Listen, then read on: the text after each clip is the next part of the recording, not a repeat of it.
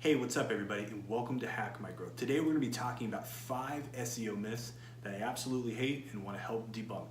All right, let's go.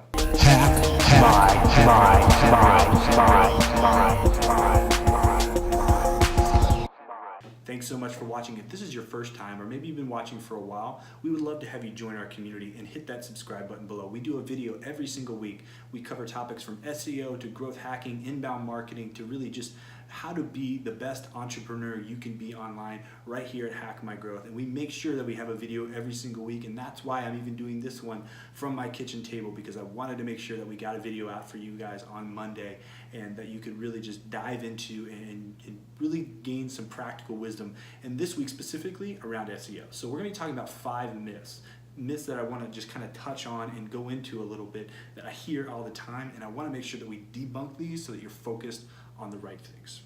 So myth number 1 is that keyword targeting or keyword research has become irrelevant.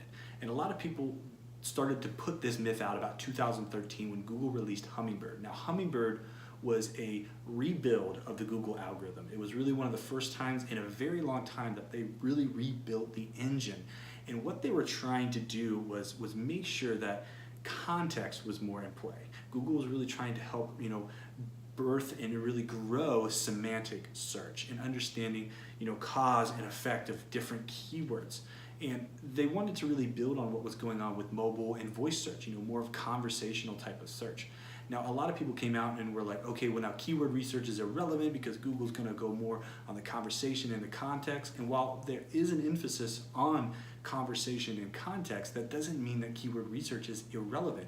One, people still use keywords. People still search very similar phrases over and over again. 2, we need to understand what people are searching, and we have this data based on keyword research that shows us what they're doing. And so Google hasn't stripped out keywords from the algorithm, or they don't not pay attention to keywords or keyword density within text or inverse keyword density and in keywords versus document, right? They're looking at the document frequency. How often are you talking about the specific theme throughout your website? So that's still a very, very important part of SEO. Very important part of content marketing is having the right keywords and the right phrases within the right context, so that then Google can understand what your site is about and then be able to put you in conversation of whether or not you should rank for a particular term or phrase. The second myth that we're going to talk about is meta tags. Now, a lot of people again say, well, meta tags are now irrelevant because Google's not paying attention to those anymore, not giving as much value to those as anymore.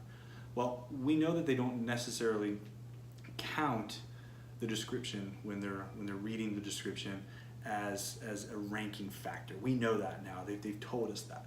But a title tag is still extremely important, and they do look at the title tag, and they look at the keywords in that title tag and how close to the front those keywords are and how important those keywords are to the rest of the content in the body, and that is a ranking factor. And here's another kicker is click-through rate seems to be weighed in as well, and your meta description can impact click-through rate. Here's another kicker. When you can talk to the search engines in any way, shape, or form, take that opportunity to give them more context about your page. That means your meta titles, that means your descriptions. That means you can even use meta keywords still. No, it's not a ranking factor, but it can help the search crawlers better understand what your page is about. Meta information is important because it gives more information about the content that's being addressed on that specific page. It's just like when you're looking at a database or something along those technical terms, you add meta information to describe the data. Well, that's what you're doing with HTML. When you add meta information, you're describing the text. You're describing what's going on this specific website page. So meta information is still extremely important. And when you have an opportunity to talk to the search engines, I highly recommend that you take that opportunity to give them a clear message. The third myth is that including target keywords in your anchor text no longer impacts SEO.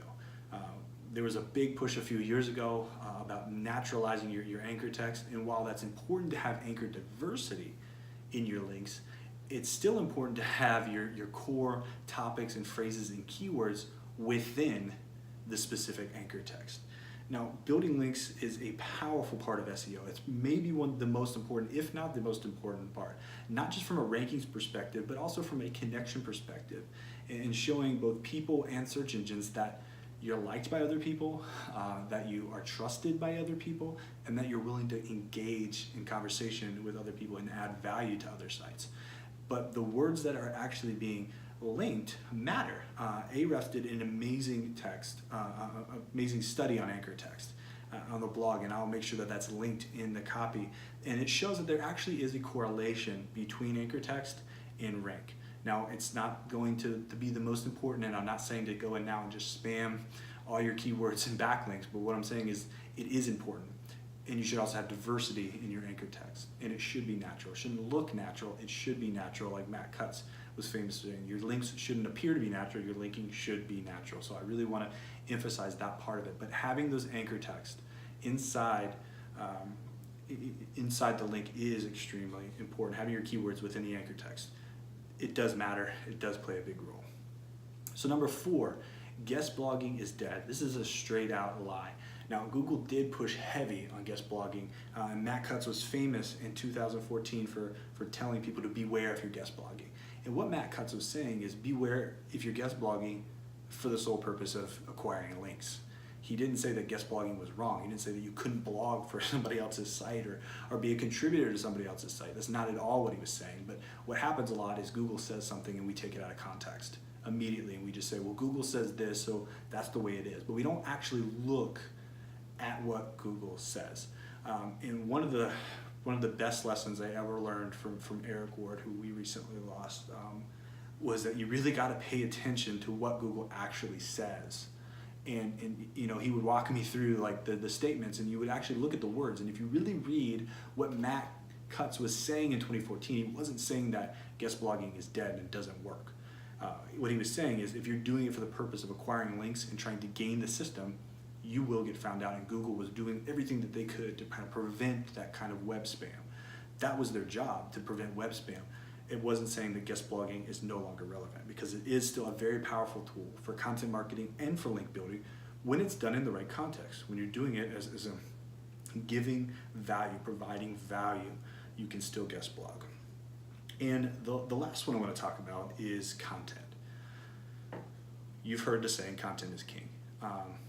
Yes, that's true, but no, it's not true. It's one of those weird kind of back and forth things. I like to prefer to say that context is king, and your content in the right context is really what matters. Having a content or long form content specifically is the myth that we're talking about, that long form content leads to higher rankings, isn't actually true.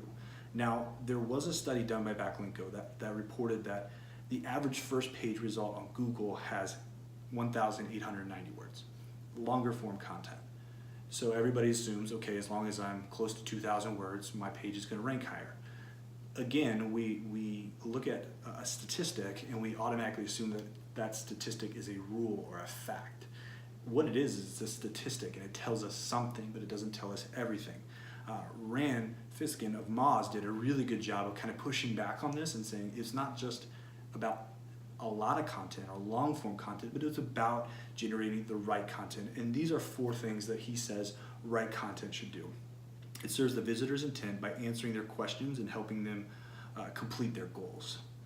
Right content delivers an easy, pleasurable, accessible experience on every device and every browser. The right content gets the right information and experience to the visitors fast. And the right content does all of the above better than any other competitor in the space. So what you need to do is take this into context and say, okay, how can I provide value? How can I get the right content to the right people faster and better than the competition? That's how you produce the right kind of content that's going to get the attention of not just Google, but the users who are really the person you're marketing to when it comes to SEO and search marketing as a whole. So that's 5 myths that we've talked about, 5 myths that have been debunked.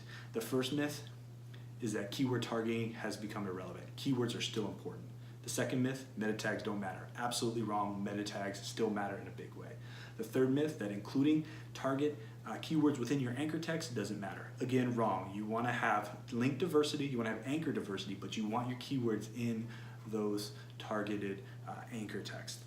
4, guest blogging is dead. Couldn't be further from the truth. Guest blogging is still an extremely powerful tool when done under the right circumstances. And 5, that long form content automatically equals higher rank. Totally false. Long form content can work if it's, more importantly, the right content.